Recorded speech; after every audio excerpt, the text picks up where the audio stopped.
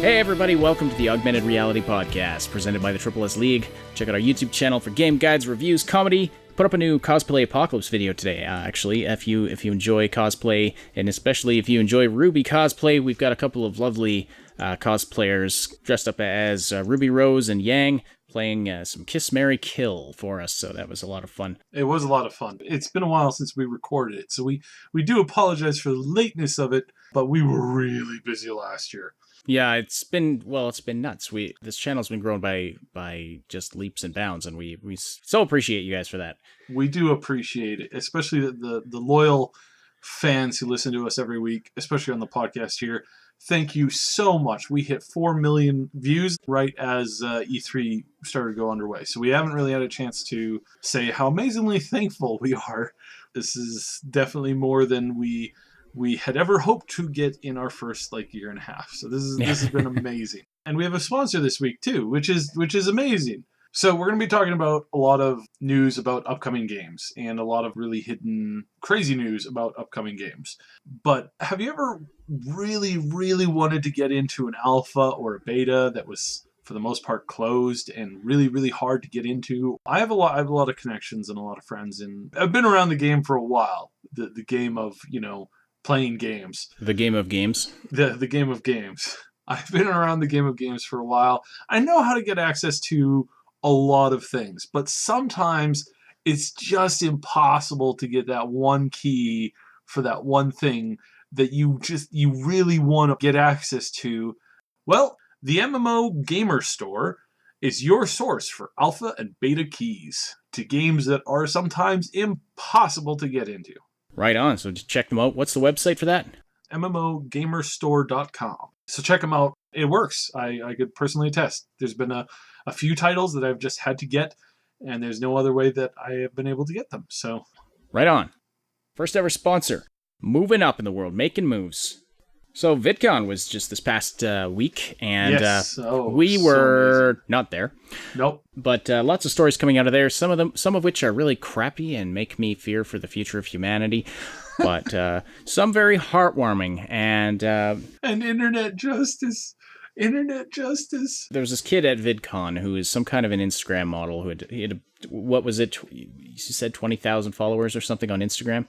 Yeah, we're not going to say his name. That's pretty much it. And no, we're not going to talk about it. We're not going to give him free publicity for the. No, he was acting pretty disgustingly. He was, security guards weren't letting him do what he wanted, and so he was bitching them out. He was saying that they were irrelevant because they were ugly and they should go kill themselves. And he of course, because he's good looking, therefore he deserves everything. It was horrible. It was horrible treatment of a fellow human being. It doesn't matter, who you are. And he did this on 2 occasions. And one of the security guards that he was really, really nasty to also has an Instagram page. Mm-hmm. And some people got together and decided they were going to follow this security guard's Instagram. He's now got 5 times more followers than this stupid kid had. And this kid has dropped over half of his followers. He's down to a few thousand left now. And didn't you say his page was made private now and whatever? Yeah, it's private. You can't view it. You should have heard Cyb cackling and laughing about it just before we started. Actually, I have a recording of it. I'm going to put that in right here. This is... Oh, no.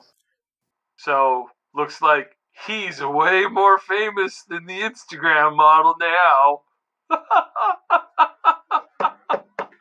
Yeah. I'm going to look him up. So, he has 96,000 followers on Instagram. Send me the link. And that stupid kid. 96,000 followers. And the kid that he... I'm looking him up right now. He's down to 6,000 followers.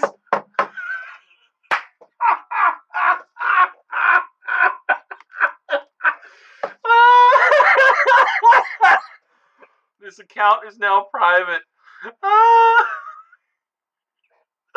Oh my god.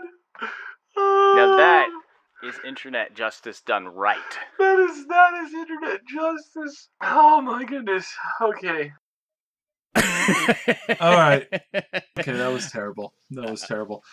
This is not the first time I laughed at that. I laughed so hard yesterday while I was driving when I first came over my I was listening to some infos. I started laughing hysterically because he had just broken 60,000 or whatever it was.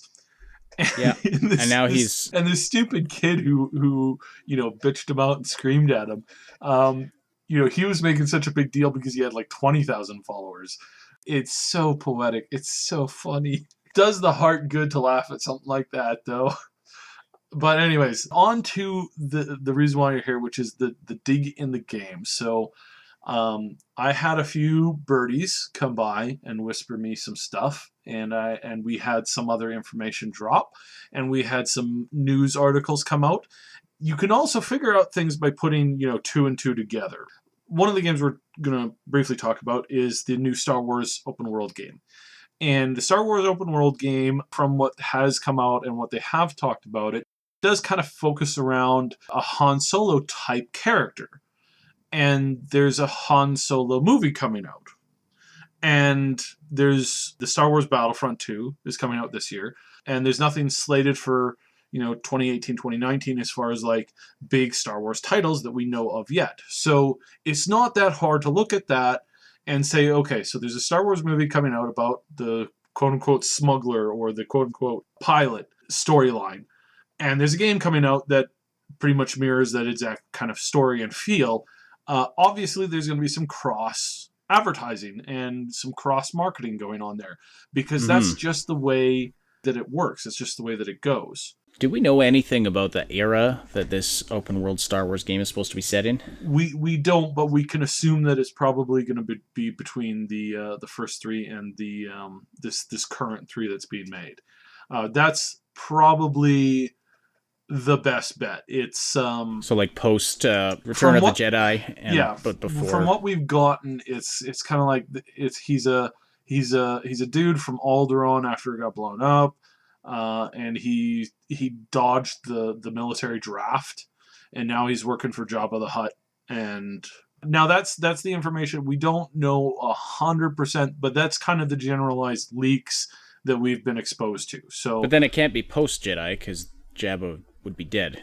Yeah, but I mean, the game might start while Jabba's alive and then finish well after he's dead. Like, right? Okay, fair enough. Because the storyline with what they're going for, it could be a long storyline, or it could all take place in a single week on a single planet. Who knows, right? Yeah. But between that kind of era, between that sweet spot of what the fans really, really love about the series. So we know that we're getting a Star Wars game in 2018, 2019.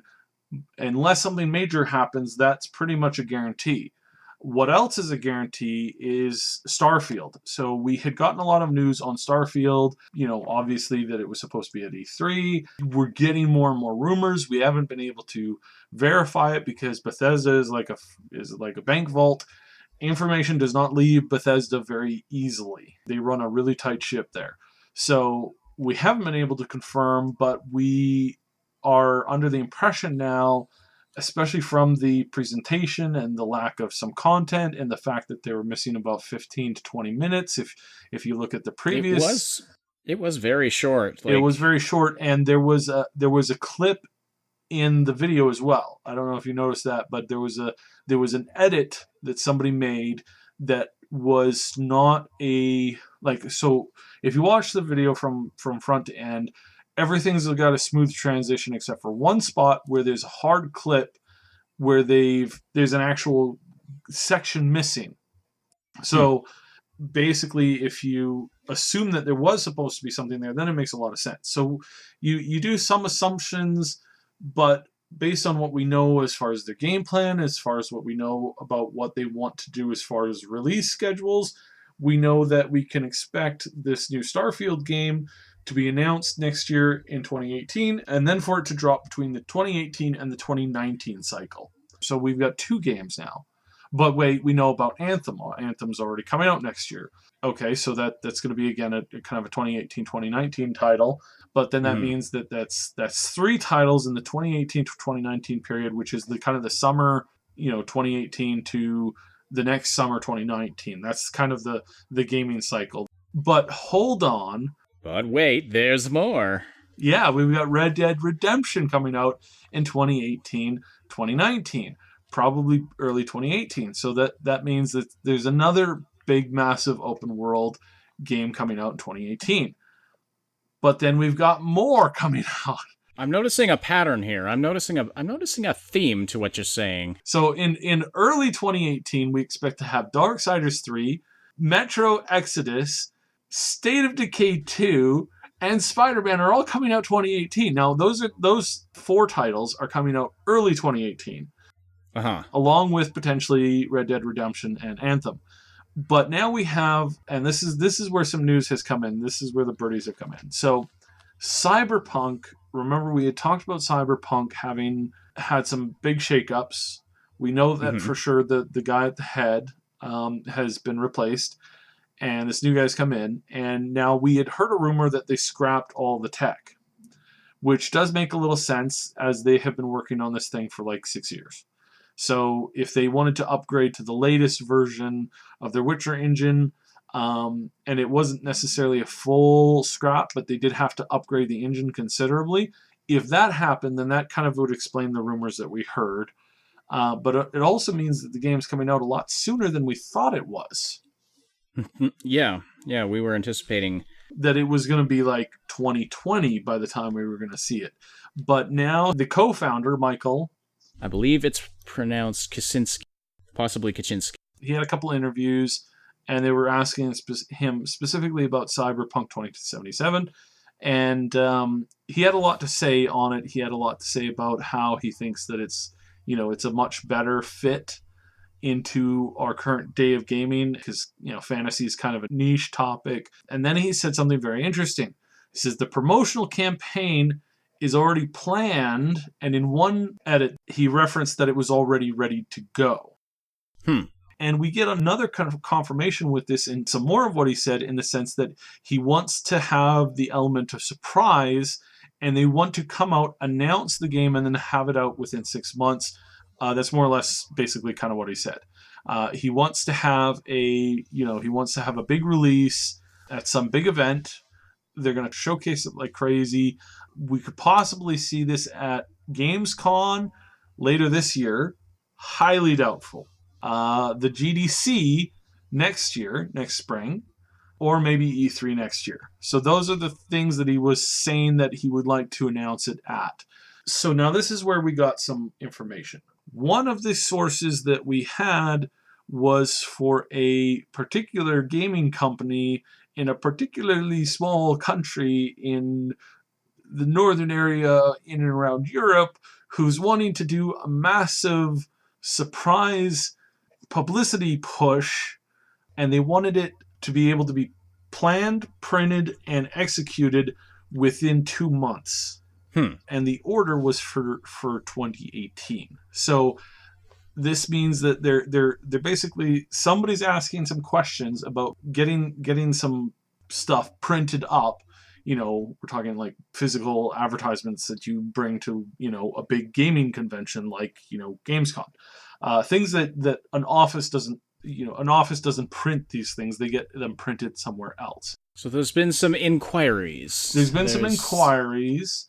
Now, this information came from I would say, fairly reliable source, and it seemed to tie in pretty closely with CD Projekt Red's area of usage. So this is part of the news that I got, but if you combine it with what we've gotten here from his official statements, and if we make an assumption on the engine and its current state, means that this game is going to be dropped sometime next year, probably at E3, possibly at the GDC, being a big surprise push. Then there's going to be 6 months of pushing it, advertising it, going for the early pre-orders, having it, certain bits of it being playable at the GDC would be, and this is why I think it'll be at the GDC, because that gives them the 6 months before launch in the fall, and then push it hugely at E3.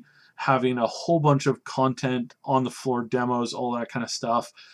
Start to get in with the social media people, start to get the YouTube creators pumping out content, and then have this huge release and push, all within about a 6-month window. There's a lot of physical products that are going to be involved in this, which is why we're getting these rumors about some big orders being requested. I reached out, and we've got some news about their offices starting to ramp up with more and more people showing up. And I'm going to make this prediction.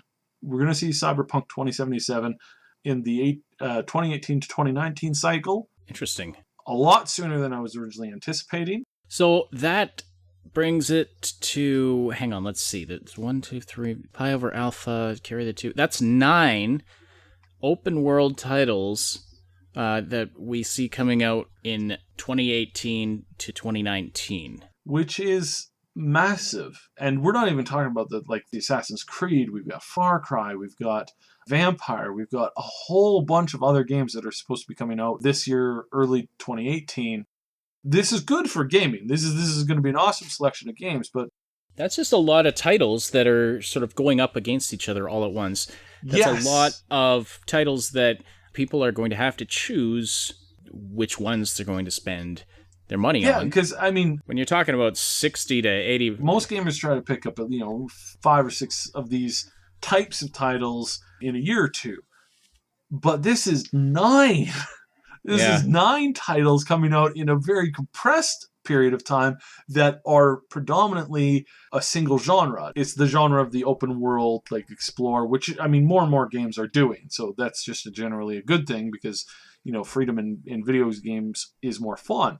And you see that with a lot of the new Nintendo titles. And there is so many more. There's over 50 titles for open world games slated to come out between right now and early 2019.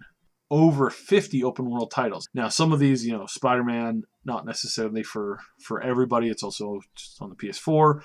State of Decay 2 is, it's a zombie game. It's a little bit indie, but I mean, Metro, Darksiders, Red Dead, Starfield, Star Wars, Anthem, Cyberpunk, they're all coming out at the same time, and I don't know which one's going to win.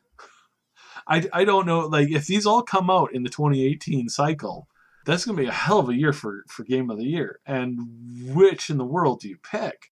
Now, you have open world games that are not necessarily open world games in the sense that we're used to when you think about, Fallout and Skyrim, for example.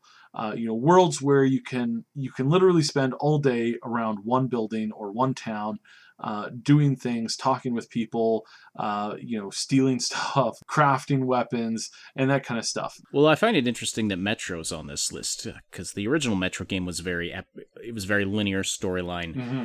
I haven't played Last Light yet. It's on I actually just got it, but I imagine it's largely the same. Yes, and if you watch the trailer for the Metro Exodus, the experience that they were showing was extremely linear. Yeah. Yeah. It was, get out of the tunnels. I think he looted one thing, and then he jumped and ran for the train. From what they've shown and what they've been talking about, once you get to the new area, which is what the train was taking you, I think you're going to encounter a far more open world.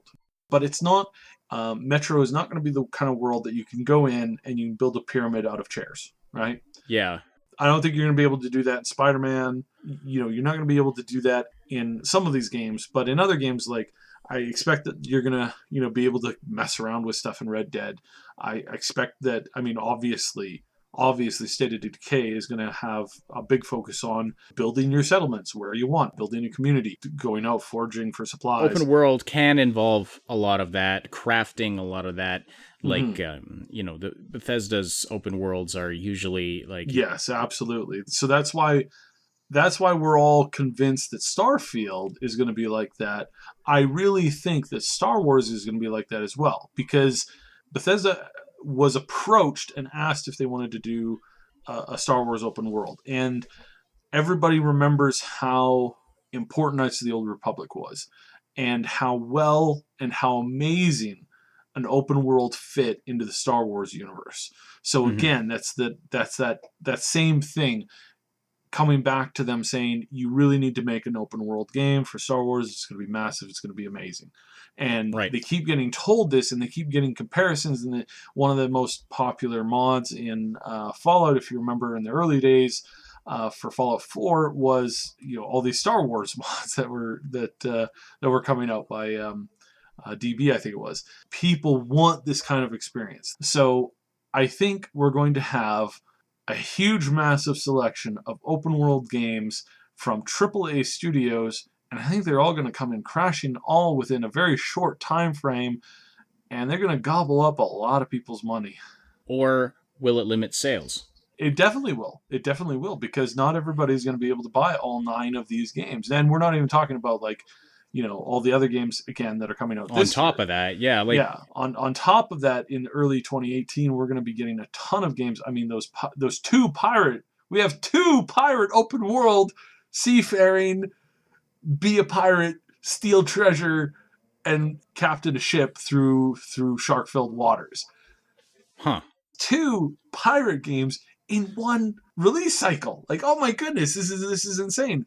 So this is an amazing year for games. Absolutely, hands down, probably one of the best gaming years, period. Yeah, it's definitely looking that way, but there may be some choices to make. From what I've been hearing and from what I know, I think Cyberpunk is going to probably end up taking the lead in this. I think Star Wars is going to probably, if it's as good as we've been led to believe it is, and if it truly is kind of open world, go anywhere, mess around with the environment, play any race or character from a wide selection, I think, honestly, those 2 games are probably going to take the top spot. I think Anthem is not going to do as well as they are hoping, because I think a lot of people were really upset by Mass Effect Andromeda. This game plays very much like Mass Effect. Even some of their control systems for their moves are identical. Well, we talked about previously, it was basically built out of content that was originally designed for Mass Effect Andromeda, so it looks like a derivative of Mass Effect Andromeda, even though it might be bigger than Andromeda, but I feel it's going to be a tough sell. It's going to be a tough sell for me, for sure. I think there's a lot of negativity sitting around Bioware right now. I think the problem is, and the key problem with Bioware is, they haven't done anything to combat this recently. They have not come out and made a statement. They have not come out and done some public PR pushes. And if you remember, when we spoke with a certain senior staff member at Bioware, we were at a convention last year at which we spoke to this fellow. We won't name names, and we won't give even the convention that we were at. But we spoke with somebody, and he was, when we were chatting with him about, games and content and upcoming stuff, he looked like he was exhausted, tired, frustrated, and we tried to get some back and forth with him, and he was just not impressed at having to have been there. And now that we look back on it and we look at what was going on with Mass Effect at the time, that was kind of their, oh my goodness, this game is going to flop. They knew that they were going to run into some serious headwinds, but thought, we can fix it later on down the road. That was kind of their mentality at the time and they're still fixing it, and nobody cares anymore. Yeah. Even despite all that, I just don't want to play Mass Effect Andromeda again. There were things I liked about it, but if Anthem sort of looks like a rehash of Andromeda, which so far it kind of does, that's just not interesting to me. I want something new and something different. So, I mean, if it comes out and it turns out it is something fresh and different, despite having some visual similarity, then I'll be interested in it. I'll probably pick it up. But it can't just be the same thing again. I'm not interested in that. Yeah, so I'm not going to put it in the top 3. I'm going to reserve the 3rd top spot for Starfield, if it is, which we know nothing about this game, but if it is what people are thinking that it would be, and within a reasonable estimation of what they're capable of, I think it will definitely be number 2 or number 3, depending on what happens with Star Wars and Cyberpunk. But one of those games will be the top one, most likely. Cyberpunk, Star Wars, or Starfield. One of those is going to grab number 1. The other 2 are probably going to grab number 2, number 3, unless something horrible happens. Mm-hmm. Red Dead is definitely kind of in that category, but because it's a Western, and I don't think that they have enough. Like, when you do a sci-fi game, you have so much to work with. When you do a Western game, unless you're getting Daniel Craig and, a bunch of aliens in it. And Harrison Ford. Harrison Ford and the poor kid who played Avatar. The game is good. I will say this for sure, but it is also a very niche game. I think it'll do quite well, and I think that they will definitely have a hit, because there's always a place for the Old West, and they have done amazingly well with the previous game. So it could be, but I think it's a little niche. I don't think it'll be able to scratch that. The top dog of the pack, yeah. It won't, of that particular pack. I think it'll do fine when it releases, and I think it will sell very, very well, because it's coming out very soon. That's the other thing. It's coming out very soon. We might even get an ETA for this fall. We might get that. I kind of doubt it, but we'll see. And then as far as like the other games, I think, Darksiders, Spider-Man, they'll do very, very well on the consoles. State of Decay will do amazingly well on everything. For an indie title, they'll do really, really well. They're not going to sell 50 million copies, but I think they're definitely going to, make that company and make that studio and hammer them in as a solid position in the gaming industry now, for sure. Because State of Decay was great. State of Decay 2 is going to be a lot better, I think. And I think it might surprise a lot of people. Teamwork in games right now seems to be making a bit of a comeback. We see this with Fortnite. We see this with State of Decay. We see this with a whole bunch of other games that are coming out that are really focusing and relying in on multiplayer. That Prison Escape game, that's another great example. They're really focusing in on the teamwork, and I think it's making a bit of a comeback. Right on. Yeah. Yeah. So, what are you looking forward to? Let us know in the comments below what you're looking forward to, which ones you'll be reserving your precious paychecks for in the 2018-2019 gaming cycle. It does look like it's going to be a great time for gaming. Tons of awesome AAA games coming out, also tons of awesome indie games. Thanks so much for listening. This has been the Augmented Reality Podcast. My name is Ashenity on behalf of Cyberpunk. Check out MMOGamerStore.com for your access to alphas and betas that are really, really hard to get into. And check out the Triple S League on YouTube for tons of great gaming content, including game guides, reviews, some comedy, some cosplay. It's a whole celebration of gaming and nerd culture. We love doing it. And thank you all for your support. We'll talk to you later.